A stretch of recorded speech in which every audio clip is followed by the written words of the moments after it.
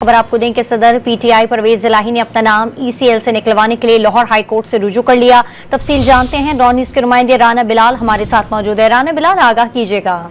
जी, वफाकी हुकूमत ने पाकिस्तान तहरीक इंसाफ के सीनियर रहनुमा परवेज इलाही का नाम ईसीएल में शामिल कर दिया है। परवेज इलाही ने अपनी लीगल टीम के जरिए नाम ईसीएल में शामिल करने का इक़दाम लाहौर हाईकोर्ट में चैलेंज कर दिया है।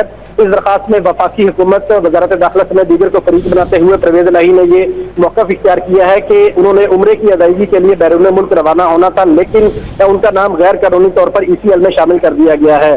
परवेज इलाही का यह भी कहना है कि किसी का नाम जो है ईसीएल में शामिल करना आइन के आर्टिकल 9 की खिलाफ वर्जी है। इस हवाले से परवेज इलाही ने लाहौर हाईकोर्ट से इस्तदा की है कि उनका नाम ईसीएल से फौरी तौर पर निकाला जाए ताकि वो उम्रे की अदायगी के लिए सऊदी अरब रवाना हो सके।